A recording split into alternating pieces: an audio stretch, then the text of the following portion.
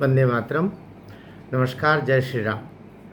लगभग एक साल ही हो गया है, ऐसा हम कह सकते हैं कि भारतीय जनता पार्टी और आरएसएस के मध्य वो जो चोली दामन का साथ कह लीजिए या फिर बहुत निकट जो जैसे आदमी से रिश्ते होते हैं, विश्वास के रिश्ते होते हैं, उसमें कहीं न कहीं दूरी, कहीं न कहीं एक विभाजन की एक हल्की सी रेखा दिखाई दे रही। विभाजन तो है ही, संघ और बीजेपी अलग है, लेकिन क्योंकि संघ तो एक सामाजिक संस्था है, व्यक्ति निर्माण की संस्था है, सनातन के सेवा, सनातन की रक्षा, इस हेतु यह बहुत 100वां वर्ष उसका चल रहा है। यह उसका शताब्दी वर्ष कह सकते हैं, 100वां वर्ष कह सकते हैं, जबकि वह अपना 100 वर्ष पूरा करेगी। आने वाले जो 2025 की विजयादशमी होगी तब इसके 100 वर्ष पूर्ण हो जाएंगे। तो ये तो अत्यंत महत्वपूर्ण वर्ष चल रहा है। लेकिन बात तभी भारतीय जनता पार्टी और आरएसएस की चल रही है कि इन दोनों के बीच में जैसा सामान्यतः अच्छा होता रहा है, वैसा अच्छा क्यों नहीं दिखाई दे रहा है। एक तालमेल जो होता है वो तालमेल जैसा दिखाई नहीं दे रहा, उस पर हम चर्चा करेंगे। साथ ही भारतीय जनता पार्टी के अध्यक्ष पद को लेकर के, राष्ट्रीय अध्यक्ष पद को लेकर के जो उठापटक के साथ में जो नाम और नाम में कहाँ जा कर के और मामला अटक गया, और क्यों अब 30 मार्च बड़ा महत्वपूर्ण तिथि होने जा रहा है। 30 मार्च की तिथि अत्यंत महत्वपूर्ण क्यों हो गई है, इस बारे में बात करेंगे। हम जानते हैं कि 30 मार्च को आदरणीय नरेंद्र मोदी जी नागपुर जा रहे हैं, जहां पर संघ के प्रमुख पूजनीय मोहन भागवत जी से उनकी भेंट भी होगी, बात भी होगी। संघ प्रमुख से अभी 22 जनवरी 2022 को भी उनकी 2024 को भी उनकी भेंट हुई थी, प्रभु श्री राम के मंदिर के शुभारंभ अवसर पर। लेकिन जिनने देखा, उन्होंने देखा कि एक हल्की सी दूरी वहाँ पर भी उपस्थित थी। और सच कहें तो सामान्यतया ऐसी स्थिति पर जहाँ पर कोई सत्ता और संघ का दो व्यक्ति अलग अलग होते हैं, तो जो संघ का व्यक्ति होता है उसको प्रमुखता, वरीयता दी जाती है, और सत्ता से जुड़ा हुआ व्यक्ति सामान्यतया दूसरे पायदान पर रहता है। लेकिन जो प्रभु श्री राम के मंदिर के शुभारंभ अवसर पर हमने देखा कि मोदी जी ने ही सब कुछ किया। वो अपना वहाँ प्रोटोकॉल होगा जो भी रहा, संघ प्रमुख जी पीछे रहे और निरंतर वे पीछे ही रहे। वहाँ पर थोड़ा अटपटा ज़रूर लगा, लेकिन शायद प्रधानमंत्री के वैसे प्रोटोकॉल के तहत हुआ होगा, उस विषय को छोड़ देते हैं। तो एक हल्की सी झीनी सी दूरी वहाँ पर लगी। बात उसके आगे बढ़ी। उस समय ज़बरदस्त प्रवाह चल रहा था राजनीति का भी, और अब की बार 400 पार जैसी स्थितियाँ आने वाली थी। लेकिन ठीक उससे पहले कह लीजिए कि उससे पहले चुनाव हुए थे 2023 के, मध्य प्रदेश, राजस्थान, छत्तीसगढ़, और धूम धड़ाके से भाजपा 2/3 बहुमत के साथ पे तीनों प्रांतों में बैठी। लहर पूरे देश में भारतीय जनता पार्टी की दिखाई दे रही थी। ऐसे में अति आत्मविश्वास कह लीजिए, जो भी कह लीजिए, कि अब की बार 400 पार जैसे नारे निकल आए। और उसी दौरान एक मूर्खता भरी बात, अयोध्या का जो लोकसभा का उम्मीदवार बने थे लल्लू सिंह, उन्होंने बोल दिया कि ये 400 इसलिए चाहिए कि हम संविधान बदल देंगे। उस मूर्खतापूर्ण टिप्पणी का, उस नादानी भरी टिप्पणी का परिणाम ये हुआ कि विपक्षी तो ताक में बैठे थे, उन्होंने उसको हथियार की तरह इस्तेमाल किया और उन्होंने फैला दिया कि संविधान बदल देंगे मतलब आरक्षण खत्म कर देंगे। और वो बात गई तो आपका चलती ही चली गई। फिर उसका लाख तोड़ पैदा करने की कोशिश की, वो तोड़ हो नहीं पाया। फिर कोड़ में खाज का काम क्या हुआ? कोड़ में खाज बड़ा ये मुहावरा है, कोड़ में खाज खुजली का एक काम ये हो गया कि आप सबने सुना कि जेपी नड्डा जी जोश जोश में, या वो भी जैसे लल्लू सिंह जी नादानी कर गए वैसे नादानी कह लीजिए, या क्या भगवान ने मति दी उनको कि उन्होंने कह दिया कि अब भारतीय जनता पार्टी को संघ की आवश्यकता नहीं है। अब संघ इतना सबल हो गया है, इतना सक्षम हो गया है कि उनको अब बाहर से और इस तरीके से संघ से कोई मार्गदर्शन लेने की ज़रूरत नहीं। तो मामला तो बिल्कुल जिसको बोलते हैं एकदम अलग हो गया। परिणाम क्या हुआ? परिणाम ये हुआ कि एक चरण भर हुआ था और एक चरण के बाद में ये लल्लू सिंह का वक्तव्य आए, अयोध्या का चुनाव हो, अयोध्या से मतलब फैज़ाबाद का, उससे पहले ये धमाका इनके द्वारा इनके मुख से निकल गया। अब वो बात अलग है कि नड्डा जी ने अपने मुंह से बोला।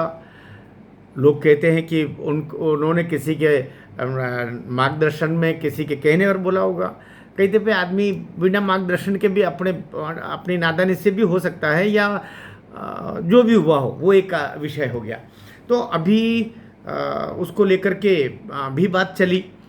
उन्होंने कुछ सोच करके किसी व्यू रचना के तहत बोला होगा। ये भी हो सकता है कि किसी व्यू रचना के तहत उन्होंने बोला होगा, क्योंकि संघ तो सदैव बोलता है कि भारतीय जनता पार्टी अपना काम करती है। हमसे कभी मार्गदर्शन मांगती है तो हम मार्गदर्शन दे देते हैं, मार्गदर्शन नहीं मांगते तो मार्गदर्शन नहीं देते हैं। हो सकता है इसी के तारतम्य में, इसी लिंक में नड्डा जी ने बोल दिया होगा, लेकिन इसको भी विपक्षी ले बैठे।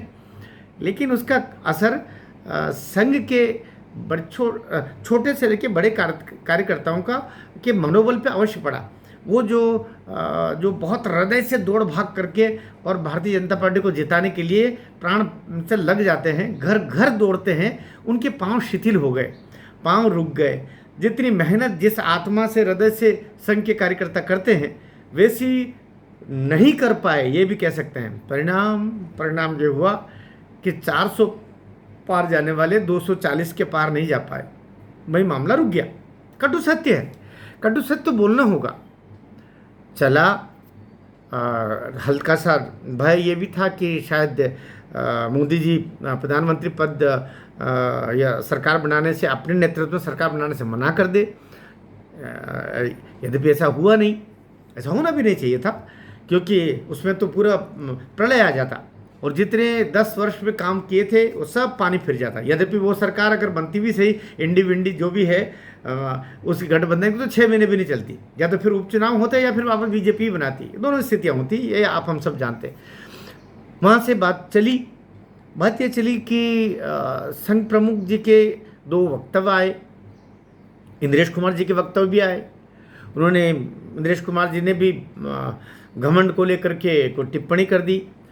संघ प्रमुख जी परम पूजनीय मोहन भागवत जी के द्वारा भी हुआ कि मैं नहीं, हम होना चाहिए और अपने जो कार्यों को ईश्वर की सेवा, समाज की सेवा मान करके करना चाहिए। मैंने काम किया या मैं कर रहा हूँ, ये भाव नहीं आना चाहिए। ऐसा करके तो वो टिप्पणी कुल मिला करके मोदी जी तक भी लोग लेके गए और वो घूम फिर के जा भी रही थी। तो बात बिगड़ गई, बात बिगड़ती गई और बिगड़ते बिगड़ते हालात अभी अध्यक्ष पद को लेकर के, और मान के चले 2-2.5 साल तक आगे बढ़ गया। कहाँ तो इनका 2023 में समाप्त हो गया था, 2020 में बने थे, 2023 में 3 वर्ष के लिए होता है, तो लगभग दुगना ही समय, 1.5 गुना समय तो हो गया, बल्कि दुगना समय की तरफ भी आगे बढ़ रहे हैं। 25 शुरू हो गया। तो ऐसा तो कभी होता नहीं कि इतने एक्सटेंशन। यद्यपि ऐसा भी नहीं कि नड्डा जी के पास कोई काम नहीं रहा हो। उनको भाजपा के राष्ट्रीय अध्यक्ष के अतिरिक्त वे वहाँ के राज्यसभा के भी पार्टी के की तरफ से वे नेता हैं, पार्टी के नेता वही हैं भाजपा के, बल्कि वे सत्ता पक्ष के नेता हैं नड्डा जी। साथ में केंद्रीय स्वास्थ्य मंत्री हैं, साथ में वो भारतीय जनता पार्टी के राष्ट्रीय अध्यक्ष हैं। तो बहुत सारे उनके पास में काम थे। वो विश्वसनीय व्यक्ति है मोदी जी के भी, ये इसमें कोई दो मत है। और विश्वसनीय एक टीम व्यक्ति बना के चलता भी चलता है, उन पर ज़्यादा भरोसा करता है। जैसे अमित शाह जी है, नड्डा जी है, अति विश्वसनीय रहते हैं। हमारे राजनाथ सिंह जी, उनके बारे में भी कहते हैं कि भाई विश्वसनीय। तो एक टोली तो बना के चलता है ना, उन्हीं को तो वो मंत्री बनाता है। इसका मतलब ये नहीं है कि शिवराज सिंह जी चौहान और गडकरी जी और वगैरह वगैरह ये उनके विश्वसनीय नहीं, सभी विश्वसनीय होते हैं, लेकिन कुछ अति विश्वसनीय होते हैं जिनके बारे में धारणा ऐसी बन जाती है, ये भी कह सकते हैं। अब बात यहाँ तक चली। अब बात आ रही है कि फिर अध्यक्ष कौन। अभी तक ये होता रहा सामान्यतया कि हम सब ने भी देखा कि मोदी जी ने जो बोल दिया वो ब्रह्म वाक्य।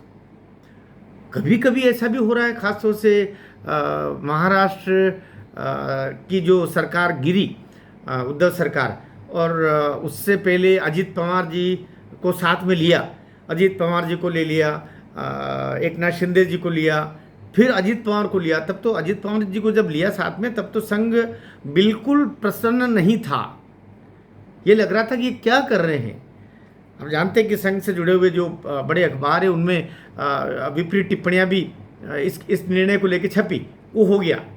संघ ने दुखी मन से काम करना जारी रखा। फिर वो उसके बाद में फिर लोकसभा चुनाव फिर ये धमाका हो गया। तब संघ अच्छे से समझ गया कि हमें एक तरीके से दूर किया जा रहा है। संघ चूंकि, लेकिन अपना बच्चा तो अपना बच्चा ही होता है, बच्चा गलती करते बाप थोड़ी करता है। तो संघ अपना काम करता रहा, सहयोग देता रहा। लोकसभा में ज़रूर उस समय बहुत हर्ट, जिसको बोलते हैं अंग्रेजी में, बहुत दुखी मन से वो एक चरण के बाद में उसने अपने चाह करके भी उसके कार्यकर्ता फिर वैसा काम नहीं कर पाए, तो 240 पर अटके। और लल्लू ने भी अपने काम वाक्य ने जो कर दिया वो ही हो गया। कुल मिलाकर के बड़ा नुकसान हुआ। ईश्वर ने बड़े नुकसान से बचाया कि 240 तक तो पहुंच गए और येन केन प्रकार सरकार भी बन गई। उसके बाद में होता, कभी कभी ये होता है कि व्यक्ति एक चोट खाता है, उससे सामान्यतः तो संभल जाता है। जैसे मोदी जी ने उस चोट के बाद में, जिस राहुल गांधी ने ये टिप्पणियाँ की कि इनके कंधे झुक गए, अब ये आंख से आंख नहीं मिला पा रहे हैं, और ये तो 6 महीने तक तो यही कहते रहे कि हम आ रहे हैं वापस, इंडी सरकार बन रही है, इंडी सरकार बन रही है, इंडी सरकार बन रही है, ऐसा माहौल बनाते रहे। लेकिन जैसे ही दिल्ली और हरियाणा के चुनाव हुए, और दिल्ली, क्षमा करना, जम्मू कश्मीर और हरियाणा के चुनाव हुए, और जम्मू कश्मीर में कांग्रेस का सफाया हो गया बिल्कुल। 6 जो उसके विधायक चुन के आए वो भी मुस्लिम थे, और बीजेपी भी पहले 26-27 पे थी, 26-27-28 वापस वो चली गई, लगभग उसी जगह पर वापस वो गई। और इधर हरियाणा में बटेंगे तो कटेंगे नारा चला, और सबने खुले मन से उसको स्वीकार किया कि ये जीत विशुद्ध रूप से योगी आदित्यनाथ की जीत थी, हरियाणा की जीत। वरना तो भाई सत्य यही है कि अपने जो लोग थे, अपने से मतलब भारतीय जनता पार्टी के जो लोग थे, वो तो चुनाव के 3-4 दिन पहले ही अपने बोरी बिस्तर बांध करके चल गए थे, और सब ने अपना प्रचार प्रसार लगभग बंद कर दिया था कि हम ये हार रहे हैं और कांग्रेस वहाँ आ रही है। लेकिन बाबा का जो लंगोट चला, बाबा का जो घोंटा चला कहना चाहिए, तो उसके बाद में वहाँ पर बटेंगे तो कटेंगे चला। और उस जीत की, क्योंकि याद रखिए कि हरियाणा में कहीं पर भी कोई बीजेपी की लहर वाली बात थी नहीं, लेकिन बटेंगे तो कटेंगे खूब चला। और हरियाणा चूंकि उत्तर प्रदेश का सीमावर्ती प्रांत है, बाबा का खूब प्रभाव हुआ। नहीं तो हरियाणा में मोदी की गारंटी, जैसे मध्य प्रदेश राजस्थान और छत्तीसगढ़ में कहा था ना, तो वहाँ मोदी की गारंटी के नाम दिया गया, ना मोदी जी का चेहरा रखा गया था, न ये कहा गया था कि मोदी जी के चेहरे पर हम ये चुनाव लड़ रहे हैं, बल्कि बिना चेहरे के ही लड़ा गया। ये कटु सत्य स्वीकार करना चाहिए। अपने बुरे दिनों को जो याद रखता है, सदैव उसके अच्छे दिन वापस आते हैं। तो योगी आदित्यनाथ के दम पर हरियाणा जीता, ये स्वीकार करना चाहिए। ये स्वीकार नहीं करना बहुत बड़ी नादानी है, अपने पाँव के सामने खुद गड्ढा खोदना या कुल्हाड़ी मारना, दोनों बात हो सकती है। बात क्या हुई, हरियाणा जीते। हरियाणा जीतने के बाद में पार्टी में आत्मविश्वास आया, आत्मबल आया, भविष्य में हम जीत सकते हैं भाव आया। परिणाम ये हुआ, बाबा योगी आदित्यनाथ हीरो बन के निकले, और ये हीरो आगे चल के महाराष्ट्र में महानायक के रूप में वापस उनकी एंट्री हुई, और पार्टी में गजब का कॉन्फिडेंस आया। वहाँ भी बटेंगे तो कटेंगे चला। बाबा ने खूब अपने दौरे वहाँ पर किए, और महाराष्ट्र में 2/3 बहुमत आए। महाराष्ट्र की जीत भी 2/3 जीत की में 60% भाग योगी आदित्यनाथ की यात्राओं का और बटेंगे तो कटेंगे था, क्योंकि वक्त संशोधन बिल और बाबा का प्रभाव ये सबको मिला करके हुआ। और वहाँ पर भी आप जीते। आप सब हम जानते हैं कि झारखंड में रैलियाँ कम रखी गई थी बाबा योगी आदित्यनाथ की, और वहाँ पर जिस तरीके से बंटवारा टिकट का हुआ, वहाँ पर भी लगभग वही गलतियाँ हुई जो उत्तर प्रदेश में लोकसभा चुनाव के सदस्यों के टिकट बंटवारे में हुई थी। परिणाम झारखंड में वैसे नहीं मिला, बल्कि बीजेपी को जो पहले सीट मिली थी उससे 2 सीट कम मिली झारखंड में। लेकिन हुआ क्या, लेकिन आपका महाराष्ट्र आपके पास में आ गया। और ये जो लहर के बाद में फिर जो महाकुंभ आया, महाकुंभ में बाबा ने रात दिन तपस्या करके, दुष्ट तो अपना काम करते हैं लेकिन बाबा ने अपनी तपस्या की, योगी आदित्यनाथ ने रात दिन जगेरा करके वे दो मोर्चों पर लड़ते रहे।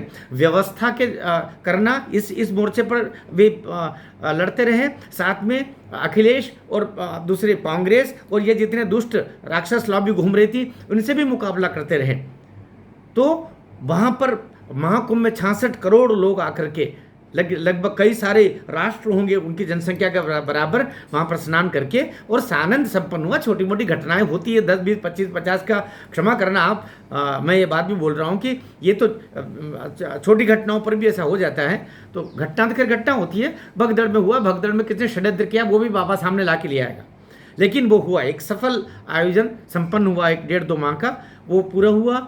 उसके बाद में दिल्ली के चुनाव के समय याद रखिएगा कि ठीक वही चुनाव था उस समय, उससे ठीक पहले 9 विधानसभाओं के उपचुनाव हुए। 9 में से 8 में जीती है मिल्कीपुर सहित 9 विधानसभाओं में से उत्तर प्रदेश की 8 विधानसभाओं में योगी आदित्यनाथ या भारतीय जनता पार्टी दमदारी के साथ जीती है। अखिलेश को चारों खाने चित्त कर दिया। फिर लोगों में हड़कंप, कहते हैं कि दिल्ली में वो पहुंच नहीं पाए, इसके लिए केजरीवाल एंड कंपनी और इन सब ने भी षड्यंत्र किया। लेकिन योगी बाबा की वहाँ पर भी 4-5 रैलियाँ तो हुई थी, 4-5 रैलियाँ वहाँ पर हुई, एक आधार हुआ। और क्या होता है कि हवा तो आती ही है, खुशबुएं तो आती ही है। तो उत्तर प्रदेश चूँकि दिल्ली से जुड़ा हुआ है, उसका बटेंगे तो कटेंगे और वो समग्रता का असर दिल्ली में भी पड़ा। इसलिए दिल्ली की जीत में भी सभी लोगों का, मोदी जी का तो हाथ हर जगह है ही। मोदी जी के का तो आप अलग उनको करना आपकी बहुत बड़ी मूर्खता है, नादानी है, उनकी तपस्या का अपमान है अगर आप मोदी जी के कार्यों को। लेकिन मोदी जी इन सबसे भी ऊपर हैं, वो बात है ही नहीं। लेकिन मोदी जी के बाद कौन, आपको मानना पड़ेगा, मोदी जी के बाद केवल योगी आदित्यनाथ है। इसलिए ये जो वहाँ पर दिल्ली में भी जीत करके आए और धूम धड़ाके से सब हो गया। अब मामला आ रहा है 3-4 बार और लगभग 2 साल से ऊपर हो रहे हैं कि ये चुनाव 1.5 साल से करीब आगे बढ़ रहा है। अब आ रहे हैं बहुत सारे नाम आए। नाम पहले चला हमारे मध्य प्रदेश के सिरमौर, मैं तो उनको बहुत पसंद करता हूँ भाई, शिवराज सिंह चौहान का, क्योंकि हर तरीके से, चाहे वो जन नेता कह लो, संगठन क्षमता कह लो, उम्र कह लो, सब कुछ उनका नाम चला। भारतीय जनता पार्टी के राष्ट्रीय अध्यक्ष के लिए संजय जोशी जी का नाम चला, मैं बोल रहा हूँ, जो आप जानते हैं कि किन लोगों ने बिल्कुल नाम आते ही खारिज किया होगा। वसुंधरा राजे का नाम चला, आप जानते हो कि किन लोगों ने उनका नाम आते ही खारिज किया होगा। धर्मेंद्र प्रधान जी का नाम आया, वो अपने साउथ की 1-2 महिला नेत्रियों के नाम आए। सबके नाम आते आते एक नाम अभी जो आकर के उभरा है तो उस पर पसीने छूट रहे हैं। राजनाथ सिंह जी का नाम भी आ रहा है। अब राजनाथ सिंह जी और एक नाम जो अब मैं बोल रहा हूँ वो नाम है योगी आदित्यनाथ का। योगी आदित्यनाथ जी को भारतीय जनता पार्टी के राष्ट्रीय अध्यक्ष बनाने के लिए नाम आया तो पसीने छूटने शुरू हो रहे हैं। और अब 30 मार्च को जब आदरणीय नरेंद्र मोदी जी नागपुर जाएंगे, वहाँ पर संघ मुख्यालय में ही उनको जाना है। संघ मुख्यालय में ही एक चिकित्सालय का और एक अन्य भवन का वहाँ पर भूमि पूजन और शिलान्यास और उद्घाटन होना है। जो भी 2-3 काम होने हैं वहाँ पर संघ मुख्यालय में होने हैं, तो उसके लिए मोदी जी ने सहमति दी। मोदी जी वहाँ जा रहे हैं। और संघ प्रमुख मोहन भागवत जी का कार्यक्रम कहीं अन्यत्र था, लेकिन 30 मार्च का उनका भी कार्यक्रम बदल करके अब वे भी वहीं रहेंगे, दोनों रहेंगे।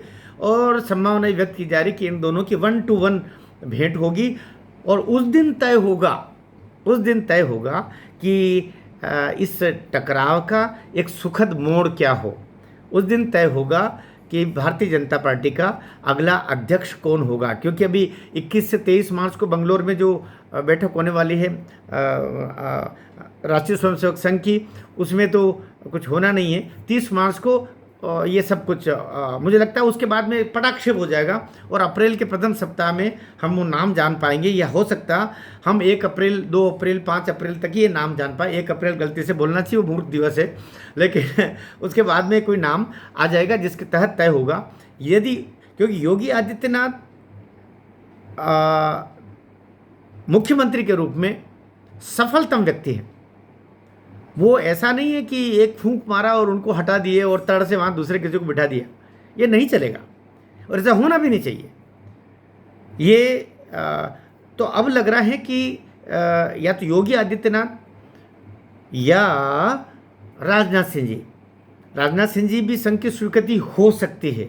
यद्यपि वो पहले 2 बार बन चुके हैं, तो एक बार ही बने हैं, तो अब होना नहीं होना, क्योंकि उनको अभी रक्षा मंत्री हैं, तो हो सकता है उनको योगी आदित्यनाथ को रक्षा मंत्री बना दें और उनको राजनाथ सिंह जी को अध्यक्ष बना दें। ऐसा तो कहा जा रहा है कि एक टीम ये चाह रही है, लेकिन संघ चाहता है कि योगी आदित्यनाथ के हाथ में पूरी भारतीय जनता पार्टी की डोर दी जाए और वो इसको सांगठनिक तरीके से भी देखें, और उसके बाद में जब 29 का चुनाव होगा तब वो सब कुछ होगा जिसकी प्रतीक्षा पूरा देश कर रहा है। तो ये इसमें से अब ये 2 नामों पर आकर के बात टिक गई है, लेकिन 30 मार्च को कहीं बदलाव किसी तीसरे नाम का भी हो सकता है। ये इसके लिए हम प्रतीक्षा करेंगे तो ज़्यादा सही होगा। मुझे लगता है आप भी अपनी टिप्पणी में बताइए, क्योंकि मैं जब ये मनहर की गपशप में बैठता हूँ तो मैं न तो संघ के स्वयंसेवक के रूप में बैठता हूँ, न पार्टी के किसी छोटे मोटे कार्यकर्ता के रूप में बात करता हूँ, बल्कि एक निरपेक्ष, एक प्रोफेसर के रूप में, एक समीक्षक के रूप में, एक मीडिया कर्मी के रूप में बात करता हूं, ताकि हम निरक्षीर बुद्धि से बात रख सकें, राष्ट्र का किस में हित है ये भी देख सकें, और छोटी मोटी गलतियां कोई करे तो उनको थोड़ा सा आईना भी दिखा दें, क्योंकि आईना देखे बिना आप अगर बढ़ोगे तो आपके चेहरे पर कहाँ कहाँ क्या टीका बिंदी लगे आपको पता ही नहीं चलेगा। बीच बीच में आईना देखते भी रहना चाहिए और आईना दिखाते भी रहना चाहिए। भारत माता की जय।